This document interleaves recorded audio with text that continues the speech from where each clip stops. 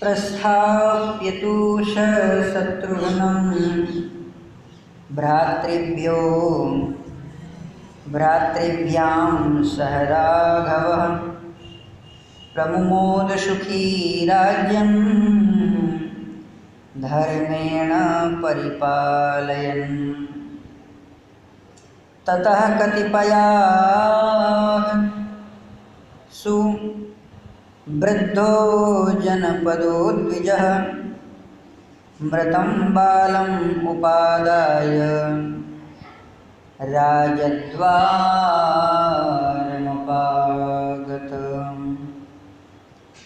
परम कल्याणमय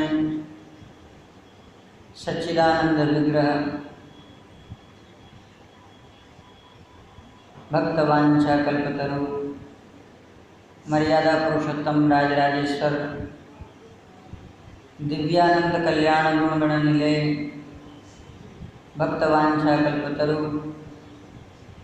श्रीमद् दशरथ नंदन राघवेंद्र सरकार की महती अनुकंपा कृपा से श्रीमद् वाल्मीकि रामायण उत्तरकांड अंतर्गत महर्षि वर्णन कर रहे हैं।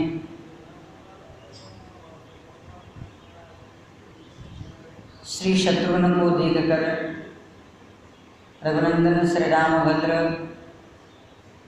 अत्यंत प्रसन्न हो रहे हैं। महाबाहु के द्वारा बड़ा ही दिव्य पराक्रम किया गया।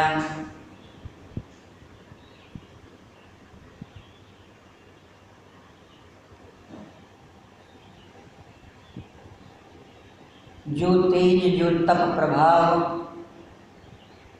महर्षि वाल्मीकि के आश्रम में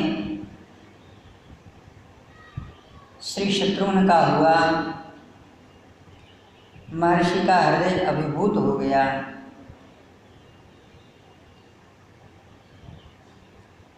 श्री शत्रुघ्न को महर्षि का आनंद प्राप्त हुआ है।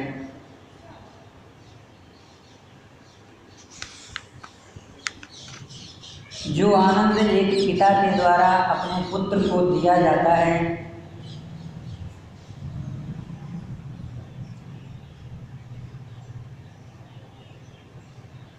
वह आश्चर्य, वह आनंद, वह सौभाग्य महर्षि श्री वाल्मीकि जी ने श्री शत्रुघ्न को प्रदान किया और कहा, हे तात, भूतानां चैव सर्वेषां जगतस्य प्रियं कृतं। भगवान श्री राम ने रावण का वध किया, संसार का मंगल हुआ, लेकिन आपने जगत का प्रिय कार्य करके तुम समस्त प्राणियों में अपने ही नाम की तरह विख्यात हो। हे पुत्र, हे वत्स, उपाग्रास्यामि ते मोदरं स्नेहस्या स्नेह परागति। मेरे हृदय में तुम्हें देख करके अत्यंत प्रीति उत्पन्न हो रही है। मेरा मन कहता है कि मैं तुम्हें वह स्नेह की पराकाष्ठा प्रदान करूं कि जो आज तक श्री रामभद्र को मैंने नहीं प्रदान किया।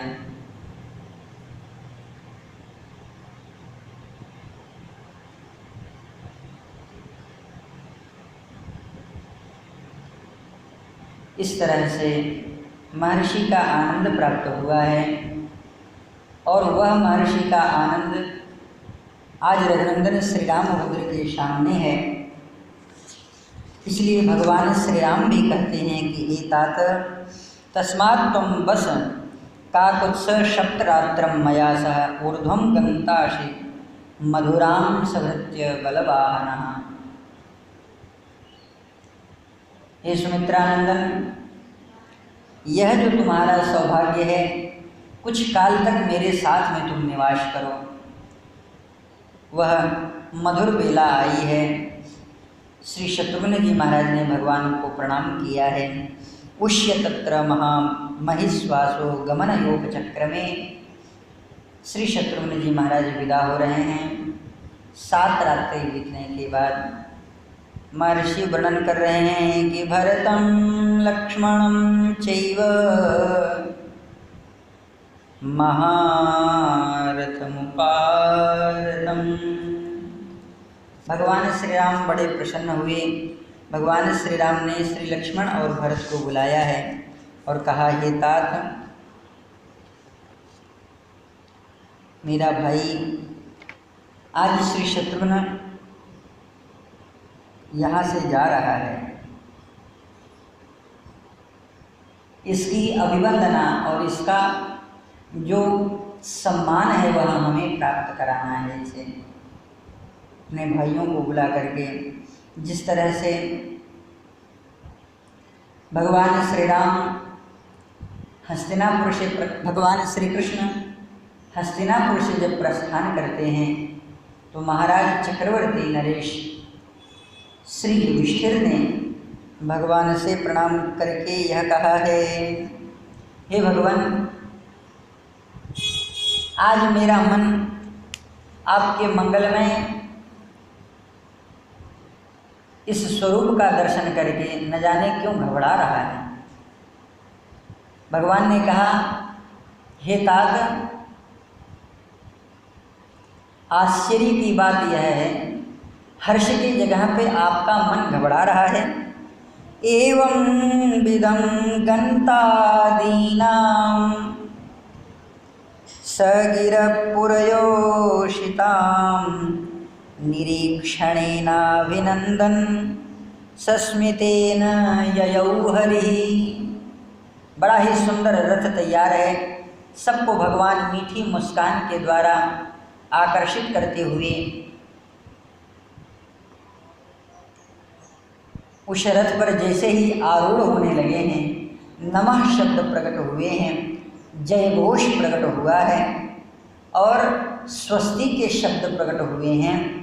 लेकिन महाराज युधिष्ठिर कहते हैं कि हे भगवान, अजात शत्रु प्रीतिनाम गोपीथाय मधुद्विषः परेभ्यः संकितस्नेहात् प्रायुंतं चतुरंगिणी। अपनी चतुरंगिणी सेना को महाराज युधिष्ठिर ने बुलाया है। परेभ्यः शंकित मनः, भगवान श्री कृष्ण को अपने हृदय से महाराज युधिष्ठिर लगाते हैं। इतने में ही महाराज वियोग के कारण अत्यंत विह्वल हो जाते हैं कि हे कृष्ण, अभी तक आपका साथ था, अब आप जा रहे हैं। परेभ्यः संकित स्नेहात्, स्नेहात् कहने का भाव श्री वल्लभाचार्य जी महाराज कहते हैं कि हृदय एकदम कातर हो गया और कातर इस भावना से हो गया कि कहीं कृष्ण यहाँ से जाएं और कोई पागल मतवाला इनके ऊपर आक्रमण अगर कर देगा तो मेरा तो सब कुछ छिन जाएगा, मैं तो अनाथ हो जाऊंगा। फपक फपक के महाराज रो पड़े श्री युधिष्ठिर जी महाराज। तब श्री भीम, नकुल, सहदेव और श्री अर्जुन भगवान के हाथों में हाथ रख करके जैसे 4 वेद भगवान ब्रह्मा का अनुसरण करते हैं, उसी तरह से जो चारों भाई हैं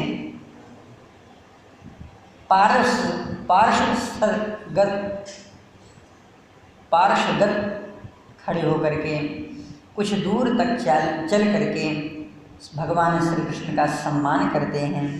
अथ दूरान् गतान् शौरी कौरवान् विरहातुरान् सन्निवर्त्य दृढ़ं स्निग्धान् प्रत्ययात् स्वनगरी प्रियैः। इस प्रकार भगवान सबको आनंद प्रदान करते हुए श्री द्वारिका के लिए प्रस्थान कर रहे हैं। आज महर्षि इन्हीं स्वरूपों का वर्णन करते हुए कहते हैं, आमन्त्र्य तु महात्मानं रामं सत्यपराक्रमं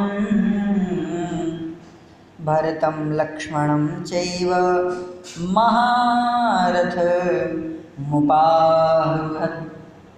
यह जो भाव श्रीमद् भागवत महापुराण से लिया गया, यह महारथ मुपाहुरत का अन्वय किए। दूरम पदभ्याम अनुगतो लक्ष्मणेन महात्मना। थोड़ी दूर तक चलते हैं, श्री लक्ष्मण साथ में हैं, अपने भाई की ओर देखते हैं और ऐसा सौभाग्य, इतना सुंदर दर्शन, इतना तेज, मन अत्यंत प्रसन्न हो गया कि आज मेरा भाई रथ पर चल रहा है और मैं उसका साथ दे रहा हूँ। लक्ष्मणेन महात्मना भरतेन च शत्रुघ्नो जगामाशु पुरागता। थोड़ी दूर तक ले जा कर के पहुँचाए हैं। श्री अयोध्या जी का क्षेत्र जहाँ पर विसर्जन होता है वहीं तक ले जा कर के उन्हें पहुँचाया। वे अपनी राजधानी की ओर चल दिए। इधर श्री भरत जी, श्री लक्ष्मण जी भगवान के पास आ जाते हैं। महर्षि वर्णन कर रहे हैं, एक दिन की बात है, ऐसे ही श्री रघुनाथ जी की जो विस्तार लीला है, अनेक रूपों में परिवर्तित होते हुए महाराज बृहद विस्तार को प्राप्त करती है। श्री शत्रुघ्न को भेजने के बाद जब दूसरा दिन प्रकट हुआ तो प्रमोद सुखी राज्यम धर्मेण परिपालयन्। भगवान श्री राम अपने पूर्ववासियों को, मंत्रियों को, गुरुजनों को सबका सम्मान करते हैं, सबको शिक्षा देते हैं और सबको सुंदर उपदेश देते हैं। ऐसी ही एक घटना है, महर्षि अनुग्रह कर रहे हैं। ततः कतिपया शु वृद्धो जानपदो द्विजः।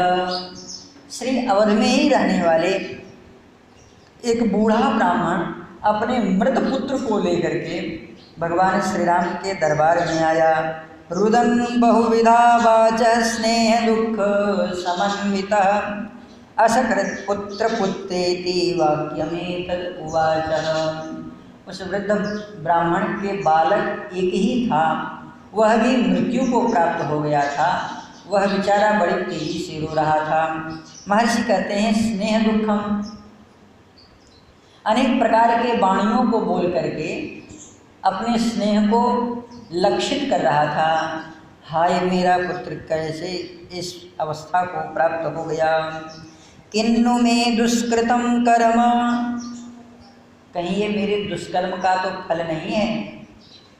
एक आचार्य कहते हैं कि इन विद्वान ब्राह्मण यद्यपि थे ये विद्वान, लेकिन फिर भी भगवान श्री राम के दरबार में आक्षेपित शब्द इनके जो हैं सो इनका कलंक है।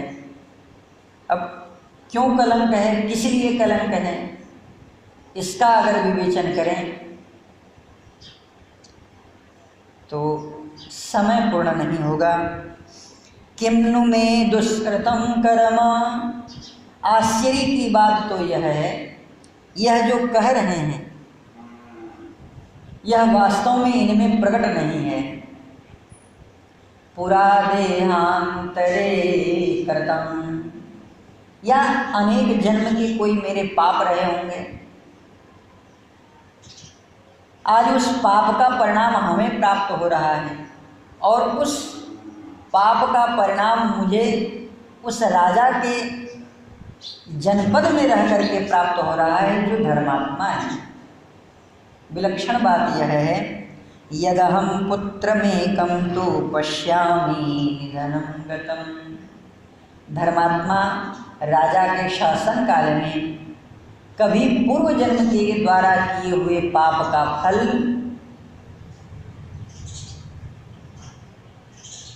कुछ परिणाम रूप में प्राप्त होकर के समन हो जाता है, ऐसा धर्मशास्त्र कहता है। लेकिन यह ब्राह्मण देवता कह रहे हैं मेरी आँखों का जो तारा था वह एक ही था। यदहम पुत्रमेकं तु, आज उसे भी मैं मरा हुआ देख रहा हूँ। पश्यामि निधनं गतम्।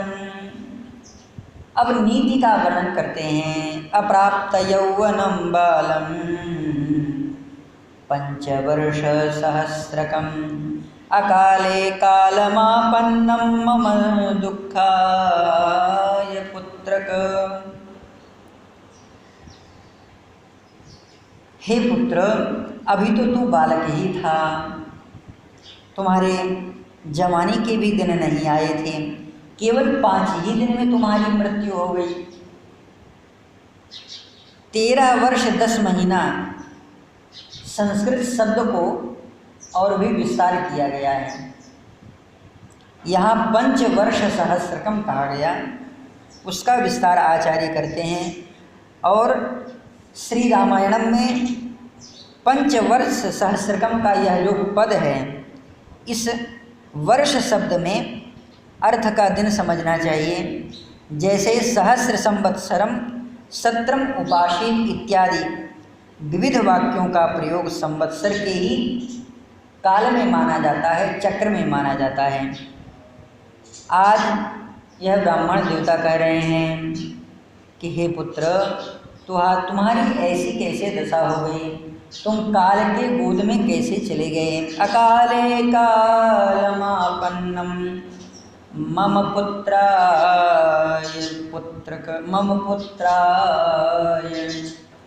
दुःखदः अल्पैरहोभिर्निधनं गमिष्यामि न संशयः अहं च जननी चैव तव शोकेन पुत्रक।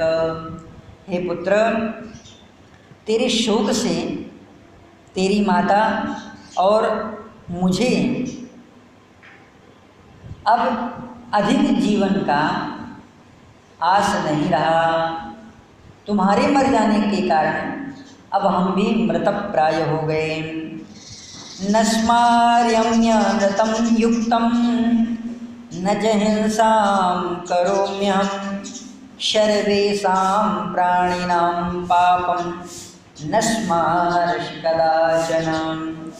केनाद्य दुष्कृतेनायं बाल एव ममात्मजः अकृत्वा पितृकार्याणि गतो वैवस्वतक्षयम्। मुझे यह याद नहीं पड़ता कि क्या कभी मैंने झूठ बोला था, लेकिन झूठ बोलने की जो सज़ा है वह मृत्यु तो नहीं हो सकती, या मैंने किसी जीव को मारा है, मुझे इतना भी याद नहीं है। और यह भी समझ में नहीं आता कि प्राणी अगर किसी प्रकार का हिंसा न करे तो उसके ऊपर ऐसी आपत्ति कैसे आए, कुछ समझ में नहीं आ रहा है। फिर आज कौन से पाप के कारण मेरा पुत्र मारा गया।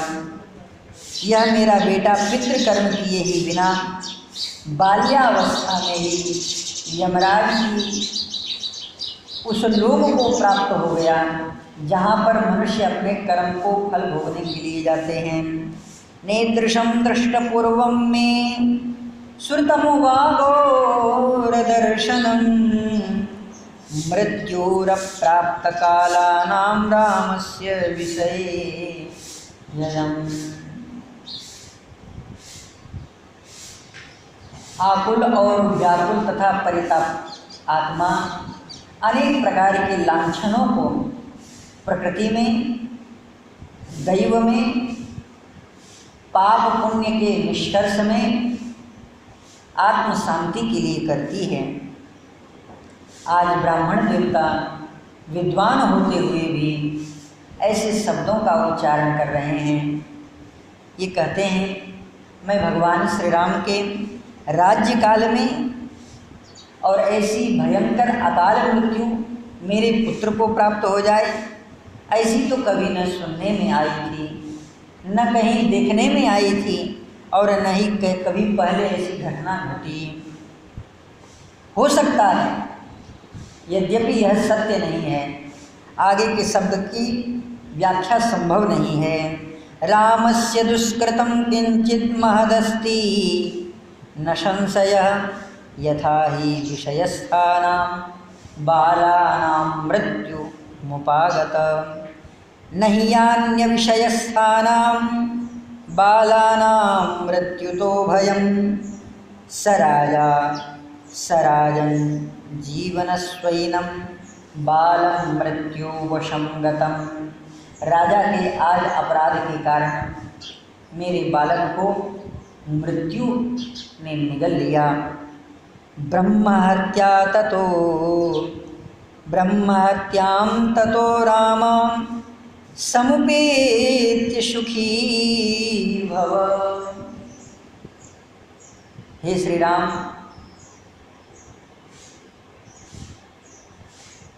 अब जो ब्रह्महत्या का पाप है वह आप प्राप्त करके सुखी हो जाओ। राजद्वारी मरिष्यामि पत्न्या सार्धम अनाथवत्। आज अपने पत्नी के साथ मैं भी अपने प्राणों को त्याग कर दूंगा, ऐसा कह रहे हैं ब्राह्मण देवता। भ्रातृभिः सहितो राजन् दीर्घमायु अवाप्स्यसि उषितास्म सुखं राज्ये तवास्मिन् महाबलः। अपने भाइयों के साथ चिरंजीवी हो। हे रघुनंदन, मैं तुम्हारे अधीन रह करके आज बालक मरण रूपी दुख को सहन कर रहा हूँ। यह भी तो काल के अधीन ही है। हम स्वयं भी काल के अधीन हैं। तुम्हारे राज्य का वह सुख मुझे प्राप्त नहीं हुआ, संपूर्ण संसार को तुमने दिया। हे राम, इदं तो पतितं तस्मात् तव राम वशे स्थितान् कालस्य वशमापन्नः स्वल्पं हि नहि न सुखं समप्रत्यनाथो विषया इक्ष्वाकुणां महात्मनां रामं नाथमिहासाद्य बालान्तकर्णं ध्रुवं राजदोषैर्विपद्यन्ते प्रज्ञाया विधिपालिता असद्वृत्तेः नृपा अवकाले म्रियते जनः। हे राम, महात्मा इक्ष्वाकु वंशियों राजाओं में अब तक जितने भी राजा हुए हैं उनके सामने कभी ऐसी घटना नहीं प्रकट हुई। हे श्री राम, तुम्हारे स्वामित्व में आज यह मेरा बालक मृत्यु को प्राप्त हो गया। यह राजदोष के कारण, प्रजा का विधिवत पालन न करने के कारण तथा प्रजा वर्ग में ऐसी विपत्तियों का आना, यह सब राजा के दुराचार और प्रजा की अकाल मृत्यु के परिणाम हैं। यदवा परिस्युक्तानि जना जनपदेषु च कुर्वते न च रक्षास्ति तदा कालं कृतं भयं सुव्यक्तं राजदोषो हि भविष्यति न संशयः पुरे जनपदे चापि तथा बालवधूयम्। एवं राजविधैर्वाक्यैरुपरुध्य मुहुर्मुहुः राजानां दुःखसन्तप्तः सुप्तं तमुपगुह्यति। जय जय श्रीमद् रामायणे वाल्मीकि आदि काव्ये उत्तरकांडे 73तमः सर्गः।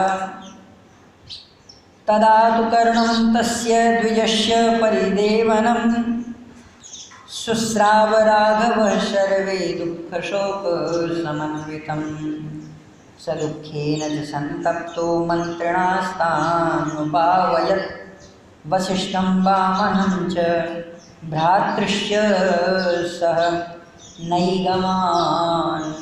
इस प्रकार ब्राह्मण देवता अनेक तरह से शब्दों की लाचारता प्रकट करते हुए आर्त भाव में वाणी की व्यर्थ वंचना प्रकट कर रहे हैं।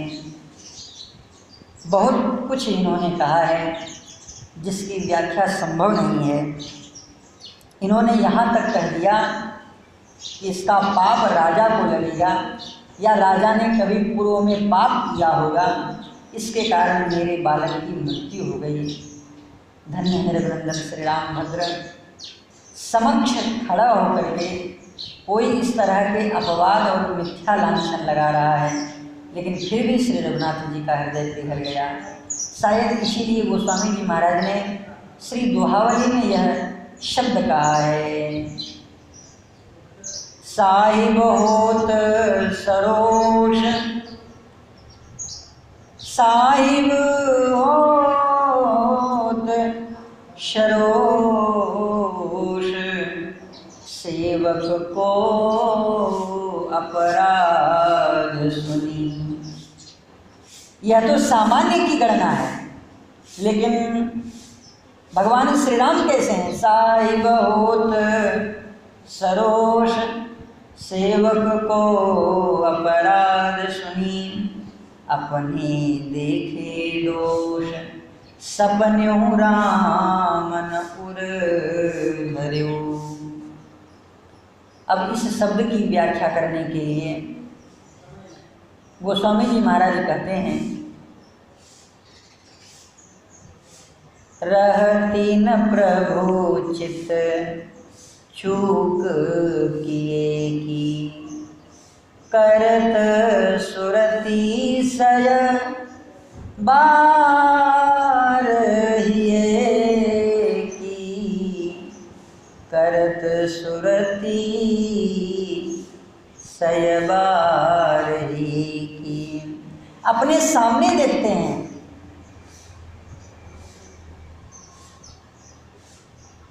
यह अपराध कर रहा है, मेरा भक्त है फिर भी अपराध कर रहा है, लेकिन भगवान उसे क्षमा कर देते हैं।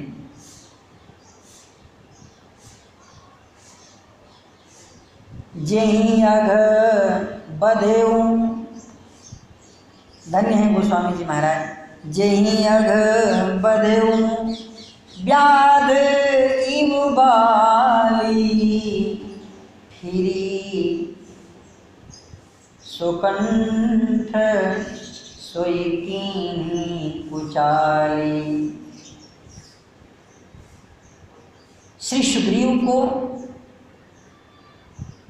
और श्री बाली की जो तुलना है वह श्रीमद् गोस्वामी तुलसीदास जी महाराज की वाणी विलक्षण है।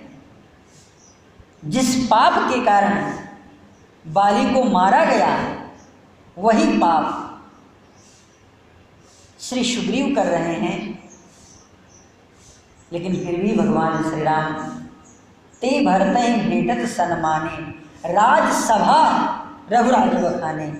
भरत ये वही सुग्रीव हैं, ये वही विभीषण हैं जिन्होंने मेरी सहायता की थी।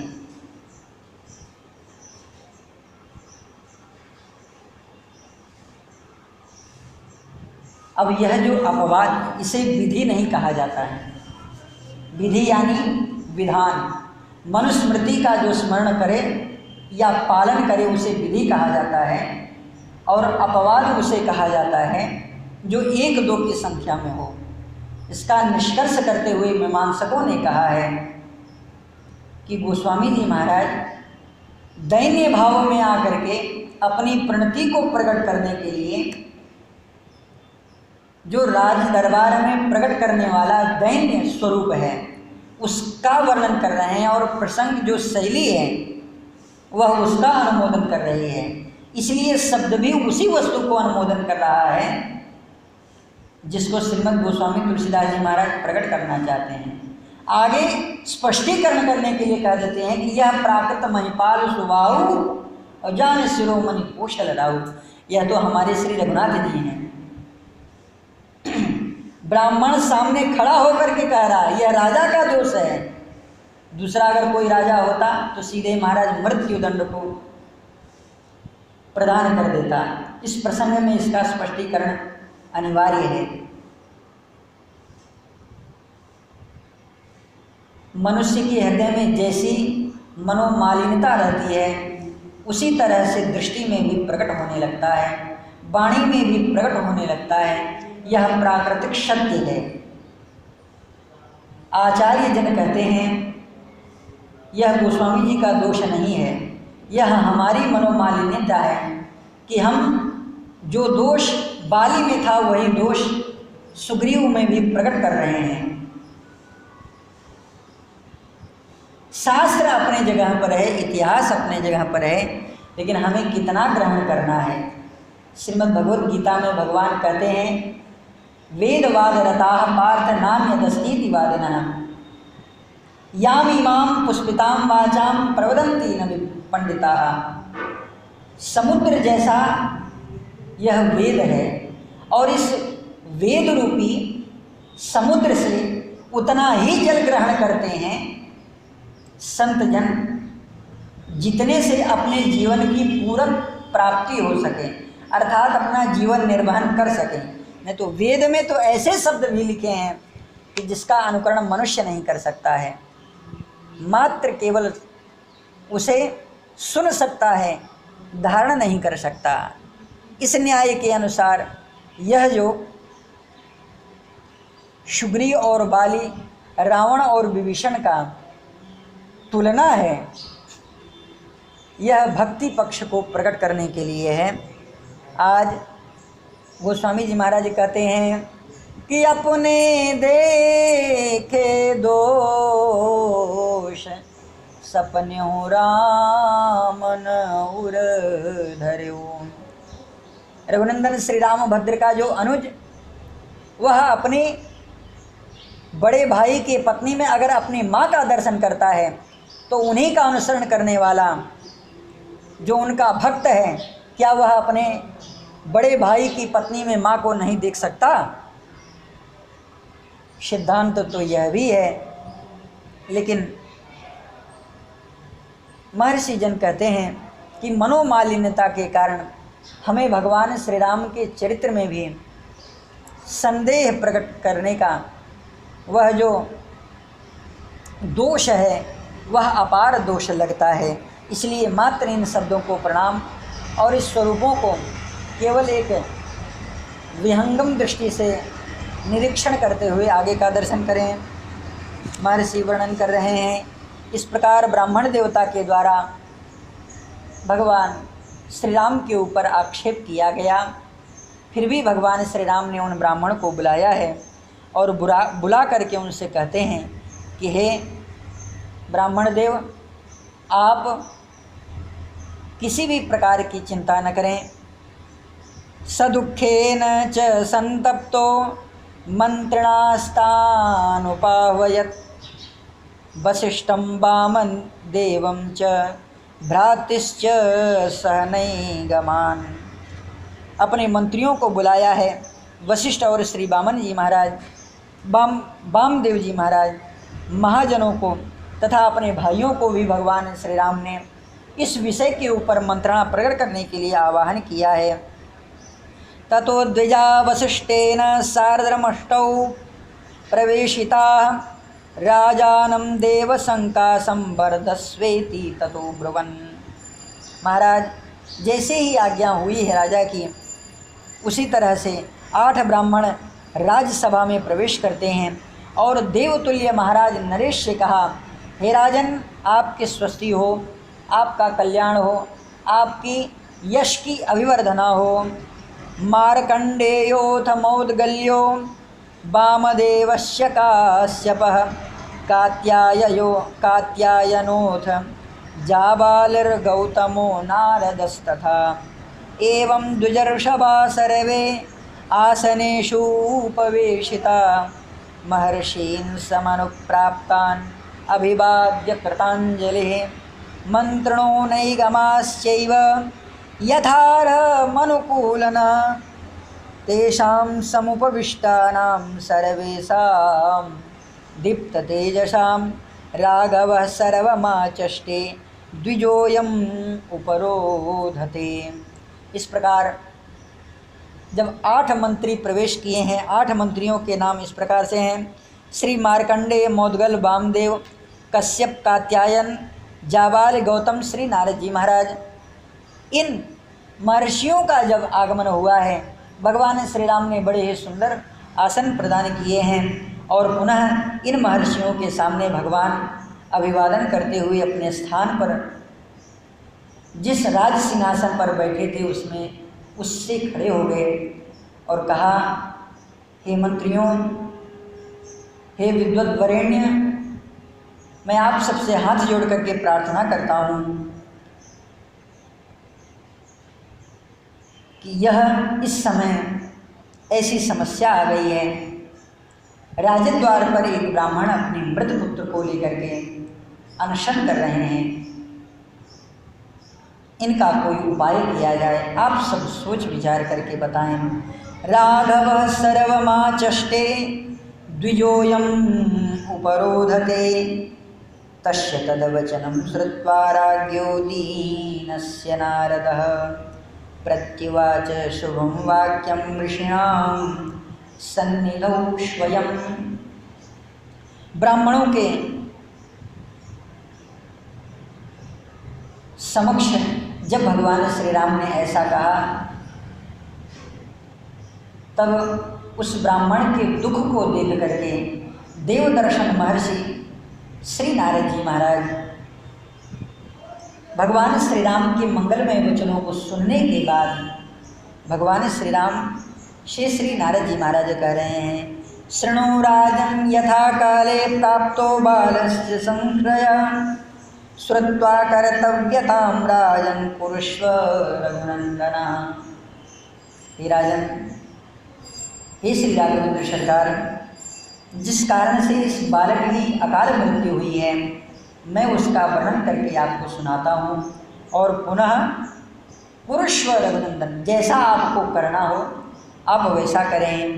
पुराकृत युगे राजन् ब्राह्मणा वै तपस्विनः अब्राह्मणस्तदा राजन् न तपस्वी कथंचन तस्मिन् युगे प्रज्वलिते ब्रह्मभूते त्वनावृते अमृत्यवस्तदा सर्वे जज्ञिरे दीर्घदर्शिनः ततस्त्रेतायुगं नाम मानवानां वपुस्मतां क्षत्रिया यत्र जायन्ते पूर्वेण तापसान्विता वीर्येण तपसा चैव तेदिका पूर्वजन्मनि मानवा ये महात्मानस्तत्र त्रेता युगे युगे ब्रह्मक्षत्रं च तत्सर्वं यत्पूर्वं वरं च यत् युगयोरुभयोरासीत् समवीर्य समन्वितम्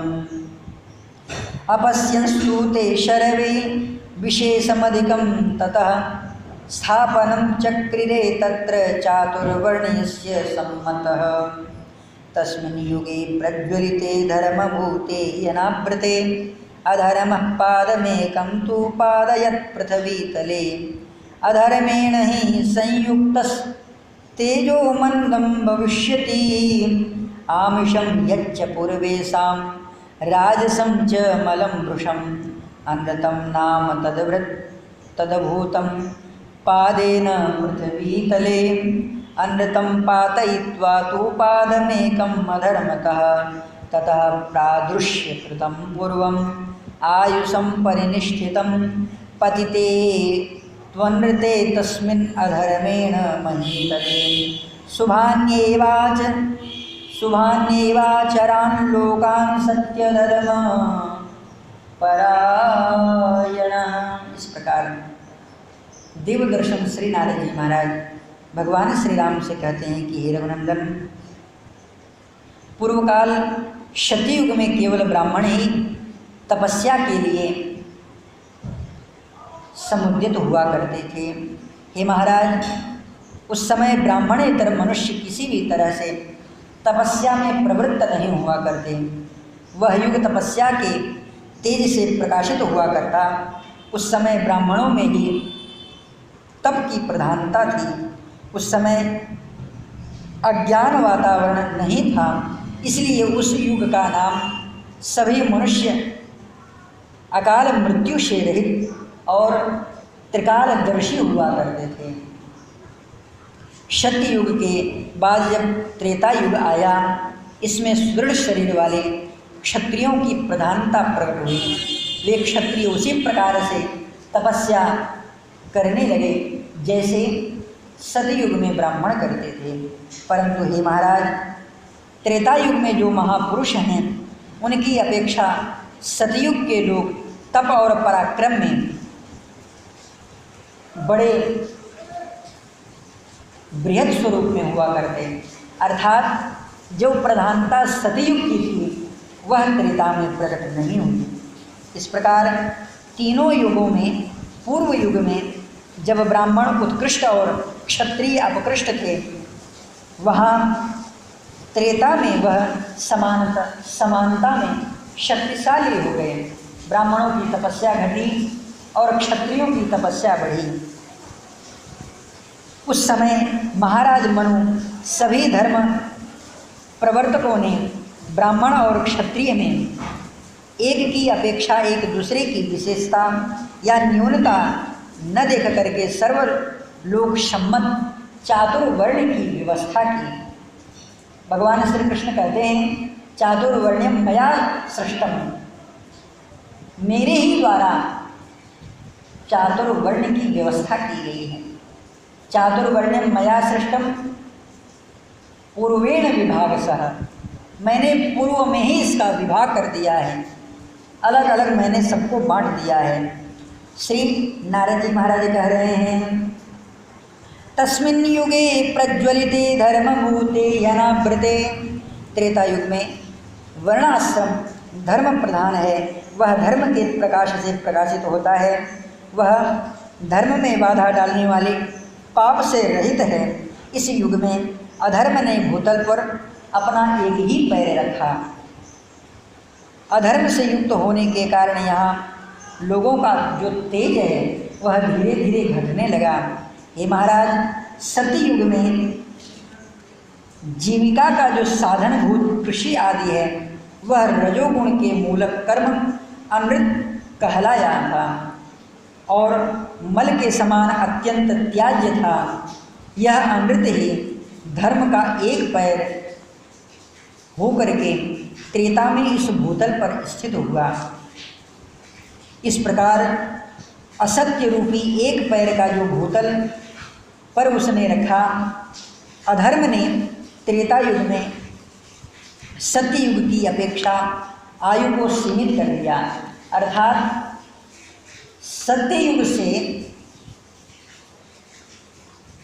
सत्ययुग में जो आयु थी वह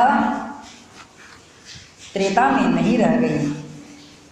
पतिते त्वनृते तस्मिन् लोकान्, पतिते त्वनृते तस्मिन् अधर्मेण महीतले, शुभान्येवाचरान् लोकान् सत्य धर्म परायणाम्। इस प्रकार पृथ्वी पर अधर्म के इस अमृत रूपी चरण पड़ने पर सत्य धर्म परायण उस अमृत के कुपरिणाम से बचने के लिए शुभ कर्मों का ही आचरण किया जाने लगा।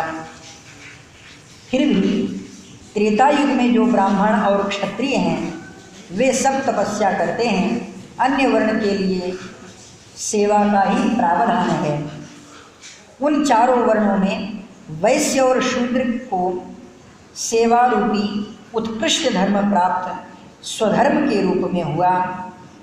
वैश्य कृषि आदि के द्वारा ब्राह्मण आदि की सेवा करने का और शूद्र सभी वर्णों की सेवा, इन तीनों वर्णों की सेवा विशेषतः उसकी पूजा आदि सत्कार के रूप में परिणत किए गए। स्वधर्म परमस्तेषां वैश्य शूद्रम तदागतम, पूजा च सर्ववर्णानां शूद्रश्चक्रो विशेषतः, तस्मिन्नन्तरे त्रेताम् अधर्मेण चानृतं च सह, ततः पूर्वं पुनर्रास अगमन नृपसत्तमां। हे नृपश्रेष्ठ, इसी बीच जब त्रेता युग का अवसान हुआ, वह वैश्य और शूद्रों को भी अधर्म के एक पाद रूप अमृत की प्राप्ति होने लगी। जब पूर्व वर्ण वाले ब्राह्मण और क्षत्रिय फिर घटने लगे, क्योंकि उन दोनों अंतिम दो वर्णों में संसर्ग जा दोष प्रकट हो गया। ब्राह्मण का घटना और क्षत्रिय का बढ़ना, इन दोनों की समानता जब होने लगी, यह समानता जो दोष प्रकट हुआ वह तेज को धीरे धीरे ह्रास करने लगा। तदनंतर अधर्म और दूसरे अधर्म ने पुनः दूसरे चरण के भी प्रतिष्ठा करना चाहा। यह अधर्म द्वितीय पैर जब उतारने लगा, उस युग का नाम द्वापर हुआ। महर्षि कह रहे हैं, ततः पादम अधर्मस्य द्वितीयम अवतारयत् ततो द्वापर संख्या सा युगस्य समजायत तस्मिन् द्वापर संख्ये तु वर्तमाने युगक्षये अधर्मस्यानृतं चैव बभ्रदे पुरुषर्षभ अस्मिन् द्वापर संख्याने तपो वैश्यान् समाविशत् त्रिभ्यो युगेभ्यः स्त्रीन् वर्णान् क्रमादवै तप आविशत् त्रिभ्यो युगेभ्यो स्त्रीन् वर्णान् धर्मस्य परिनिष्ठितः न शूद्रो लभते धर्म युगतस्तु नरर्षभ हीनवर्णो नृपसृष्ट तप्यतेषु महत्तप भविष्य शूद्र योन्यां हि तपस्यर्या कलो युगे अधर्म परमो राजन् द्वापरे शूद्रजन्मन स वै विषयान् पर्यवतये तव राजन् महातपाः अद्य तप्यन्ति दुर्बुद्धिस्तेन बाल बधोह्ययं यो ह्यधर्म कार्यं वा विषये पार्थिवस्य तु करोति चाश्रीमूलं तत्पुरेवा दुर्मतिर्नर क्षिप्रं च नरकं याति स च राजा न संशयः अधीतस्य च तप्तस्य कर्मणः सुकृतस्य च षष्ठीं भजति भागं तु प्रजाधर्मेण पालयन् षड्भागस्य च भोक्ताशौ रक्षेत न प्रजा कथं सत्वं पुरुषशार्दूल मार्गस्व विषयं स्वकं दुष्कृतं यत्र पश्ये यथास्तत्र यत्नं समाचर। हे राजन, हे राजराजेश्वर कौशल राज किशोर, इस प्रकार भगवान के द्वारा आवेष्टित मनु आदि ब्राह्मणों ने इस तरह से धर्म का विभाग किया। इस द्वापर युग में तपस्या रूप कर्म वैश्य को प्राप्त हुआ।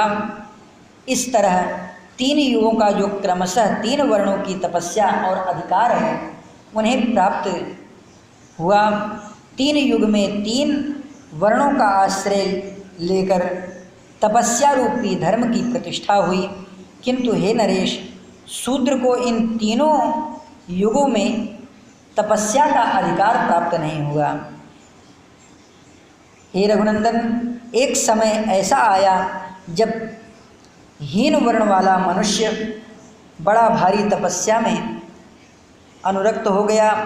कलयुग आने पर भविष्य में होने वाली शूद्र योनि में उत्पन्न मनुष्य का जो समुदाय है वह तपस्या में प्रवृत्त होगी, ऐसा श्री नारद जी महाराज ने भविष्यवाणी की।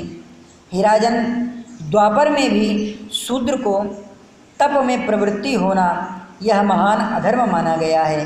फिर इस समय त्रेता के लिए तो क्या कहना है। हे महाराज, निश्चय ही आपके राज्य की किसी सीमा में कोई खोटा बुद्धि मनुष्य शूद्र महान तपस्या में अनुरक्त है, तपस्या का आश्रय ले रहा है। इसी के कारण इस ब्राह्मण बालक की असमय में ही मृत्यु हुई। जो कोई भी दुर्बुद्धि मानव किसी भी राज्य के राजा अथवा नगर के अधर्म या धर्म को न करके योग्य काम और अयोग्य काम का निर्णय न करके वह कर्म करता है तो वह पाप और पुण्य दोनों ही राजा को प्राप्त होते हैं। इसलिए हे महाराज, इसमें किसी भी प्रकार का संशय नहीं है। क्षिप्रम च नरकम याति स च राजा न संशयः। इसी प्रकार जो राजा धर्मपूर्वक प्रजा का पालन नहीं करता है तथा प्रजा वेदाध्ययन तप शुभ कर्मों को और पुण्य का छठा भाग भी प्राप्त कर लेता है। जिस राजा के राज्य में वेदाध्ययन तपः और स्वाध्याय का स्वरूप प्रकट होता है, उसका जो छठांश है वह राजा को स्वयं ही प्राप्त होता है। श्री महर्षि नारद जी महाराज कह रहे हैं, हे पुरुष सिंह, जो प्रजा अपने शुभ कर्मों को छठे भाग का उपभोक्ता, वह प्रजा की रक्षा कैसे करेगा। अतः आप अपने राज्य की खोज कीजिए और कोई दुष्कर्मी मनुष्य को, जो उसके योग्य नहीं कर्म है, उस कर्म को अगर वह कर रहा है तो आप उसे दंडित कीजिए। हे नरश्रेष्ठ, ऐसा करने से धर्म की वृद्धि होगी और मनुष्य की आयु बढ़ेगी। साथ में यह जो ब्राह्मण का बालक है वह पुनः जीवित हो उठेगा। ऐसा श्री नारद जी महाराज ने कहा। सत्वं पुरुष शार्दूल मार्गस्व विषयं स्वकम। आप अपने राज्य का दर्शन करें। दुष्कृतम यत्र पश्येथा तत्र यत्नं समाचर। एवं चेत् धर्मवृद्धिश्च नृपाणां चायुर्वर्धनं भविष्यति नरश्रेष्ठ बालस्यास्य च जीवितम्। जय जय श्रीमद् रामायणे वाल्मीकि आदि काव्ये उत्तरकांडे चतुःसप्ततितमः सर्गः। श्री सीता